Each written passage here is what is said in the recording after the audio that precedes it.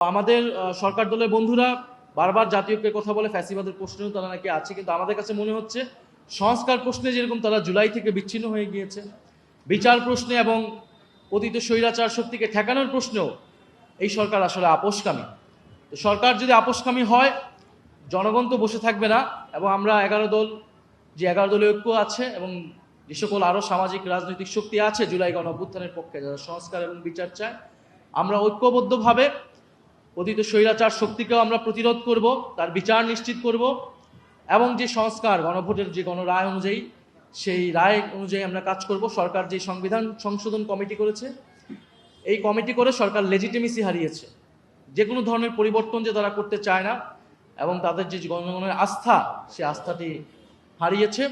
ফলে সাংবিধানিক একটি সংকট তৈরি হয়েছে, এবং সংকট তৈরি হয়েছে, জনগণের আস্থা তারা হারিয়েছে, এবং জনগণের আস্থা যখন একটা সরকার হারায়, তখন তাদের টিকে থাকতে হয় ক্ষমতার দাপট এবং সন্ত্রাসের উপর ভিত্তি করে। এবং সেটা কিন্তু সেই চিত্র বিগত 16 বছরে যেরকম আমরা দেখেছি, এখন কিন্তু আমরা দেখছি এই সরকার সেটা শুরু করেছে, এবং শুরু করেছে ক্যাম্পাসগুলোর মাধ্যমে।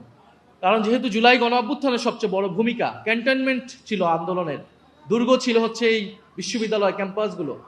ফলে ছাত্র নেতাদের উপরে নির্বাচিত ছাত্র সংসদ এবং 11 দলের পক্ষে যে সকল ছাত্র নেতারা রয়েছেন, ছাত্র শিবির, ছাত্র শক্তি থেকে শুরু করে জুলাই অভ্যুত্থানের পক্ষের বিভিন্ন শক্তিকে তারা ক্যাম্পাসে ঢুকতে দিচ্ছে না, তারা আক্রমণ করছে নির্বিচারে। তো এই যে সন্ত্রাসের অভয়ারণ্যে তারা পরিণত করছে, আবারও ক্যাম্পাসগুলোকে দখলদারিত্ব করার চেষ্টা করছে, এবং পুলিশ, বিশ্ববিদ্যালয় প্রশাসন, আইন শৃঙ্খলা বাহিনী আবারও দলীয়করণ হয়েছে, তারা নিরপেক্ষ আচরণ করছে না। অর্থাৎ আমরা এটা আগেই বলেছি, এই কাঠামো, এই রাজনৈতিক সংস্কৃতি পরিবর্তন হবে না যদি গোড়ায় আমরা পরিবর্তন না করি, মৌলিক পরিবর্তন না করি। এটা কোনো ব্যক্তি প্রধানের, সরকার প্রধানের ব্যক্তিগত ইচ্ছার উপরে নির্ভর করে রাষ্ট্র পরিচালিত হয় না। তো যদি কাঠামোগত সংস্কার না করা হয়, এই সরকারও স্বৈরাচারী হবে, এবং তাদের ভিতর সেই প্রবণতা আছে, ইতিহাসেও আমরা দেখেছি। তারা একটা ব্যর্থ আওয়ামী লীগ হওয়ার চেষ্টা বিভিন্ন সময় করেছে, পারে নাই, জনগণের প্রতিরোধের মুখে পড়েছে। 96 সালেও এটা হয়েছে। তো এখনও তারা যদি আবার চেষ্টা করে, তারা আবার জনগণের প্রতিরোধের মুখে পড়বে। ইনশাল্লাহ আমরা সেটার জন্য ঐক্যবদ্ধ আছি, এবং এই সরকারকে বলবো দ্রুত সময়ের মধ্যে জুলাই গণ অভ্যুত্থানের এই সকল দাবি যদি তারা বাস্তবায়ন না করে, তাদের পক্ষে দেশ পরিচালনা করা সম্ভব হবে না।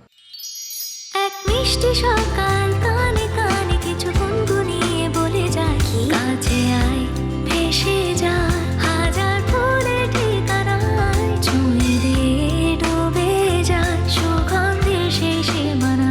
তিব্বত লাক্সারি সো, বাংলাদেশের রূপ।